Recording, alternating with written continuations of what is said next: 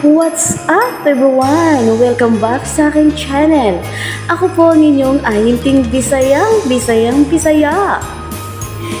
Tara, sa mga naghahanap po ng murang lupa, samahan niyo po ako. Tara, let's go! Dito po, pupuntahan po na naman natin itong ating project. Ito yung bestseller project na naman natin na halos paubos na din. Bibisitahin po natin ito dahil ito'y sobrang mura lang po siya at saka napakalapit lang nito sa highway, napakalapit sa mga establishment.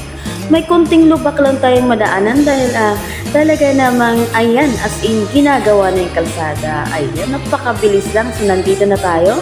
Ikutin natin itong aming project dito. Ayan. So tuloy-tuloy lang po yung pag-develop, pagkakalsada.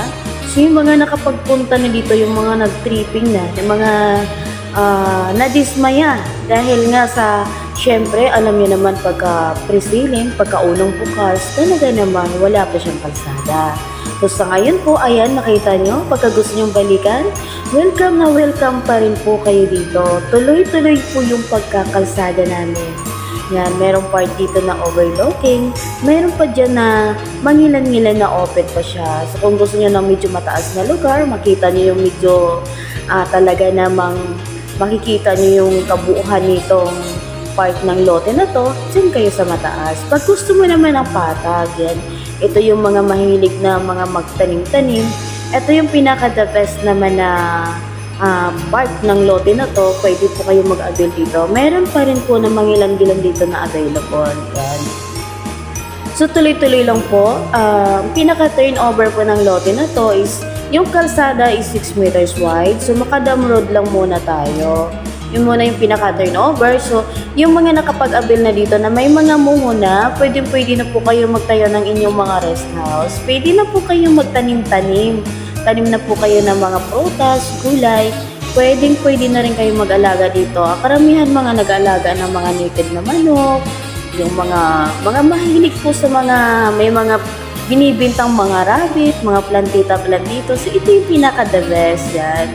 So, pagka gusto mo naman yung kapaligiran mo naman na yung may mga prutas na, may mga mangga na, ayan, automatic itong mga mangga na to sa inyo na. Kasi itong luti na to kasi talaga namang may mga tanim na siya. So, tuloy-tuloy lang po yung paglalagay ng muhon. Pag nakapag 30% na po kayo dito, 30% payment na po, pwede mo na gamitin kasi may sarili po kaming surveyor, yan. May sarili din po kami mga equipment, kaya tuloy-tuloy lang po yung pagdidevelop po ng kalsada. So yan, pasok na po yung 4 wells dito. Wag lang yung pag maulan kasi alam mo naman hindi pa po nalagyan ng graba. So, pero sa ngayon, pagka mainit, as in talagang maiikot po natin itong farm. So yan, tingnan nyo po muna, mag-i-enjoy po kayo. Ikutin po natin itong kabuuan. Ito'y 3.7 hectares. Yan. So, bali ito, napakalapit lang po nito sa Santa Maria, sa Quezon City, sa North Caloocan. Pagka naman na-open na po yung MRT7, napakalapit lang nito. Ito naman ay malapit din sa madadaanan ng bypass road dyan. So, napakaraming connect lang nito. Pagka yung mga mahilig pumunta ng Padre Pio, napakalapit lang nito sa Likaw-Likaw kasi ito'y siguro mga 20 to 25 minutes drive lang papunta po sa C6. Pag mga mahilig naman kayo mga outing, mga mag-swimming, malapit po ito sa mga resort. Sa Bitbit River, sa Maramo River, malapit lang po siya. So, napakadatas po nito. As in, hindi mo na kailangan umuwi at saka gumastos ng libo-libo para makauwi ng probinsya. Ito lang oras lang pagkagaling ka ng Metro Manila, napakalapit lang talaga niya. So yan, may mga part pa po kami na may mga manggahan pa siya. Kung gusto niyo po mag-avail na, mayroon na talagang mangga, mayroon pa po. Kaya mas maganda, makapag-site viewing na po kayo para makapili pa po kayo ng pwesto dito kasi mangilan-ngilan na lang kumbaga paubos na rin itong lote namin.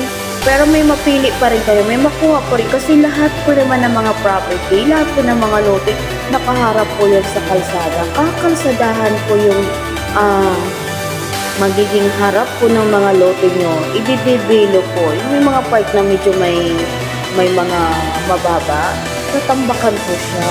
Tapos yung may mga paumbok, pinapatag po yan. So, ganun kami kabilis dito, ganun kami kumbaga, kagaling dito mag-develop ng mga lote.